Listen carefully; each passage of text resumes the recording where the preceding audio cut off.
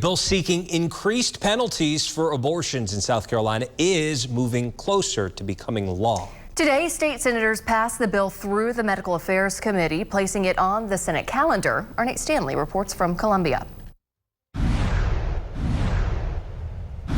The big question now that senators are asking from both sides of the aisle is whether this bill has enough support once it gets in front of the full Senate to get a favorable vote there. The bill passed the Medical Affairs Committee this morning, but there was a divide in the votes on the Republican side. This law is so out of step of where South Carolinians are. It does not create a culture of life. This bill isn't going to get debated on the calendar.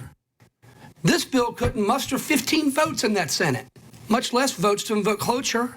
I'm not sure what we're doing. A short debate Tuesday for Senate Bill 1095 that would create new penalties for those involved in an abortion. Under the bill, anyone who performs or helps perform an abortion could face felony charges and up to 20 years in prison. A woman receiving an abortion would be charged with a misdemeanor and face up to 2 years in prison. Obviously, I'm proposing that we put that penalty back into the code, because I believe that a human life does begin at conception and deserves legal protection. There are no exceptions for cases of rape or incest, but bill sponsor Anderson County Senator Richard Cash says there are exceptions in the case a mother's life is in danger. DNA is formed in that zygote upon fertilization, and human life should be protected.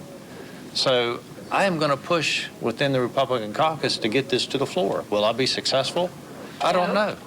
There's going to be other senators in there pushing for whatever it is they want.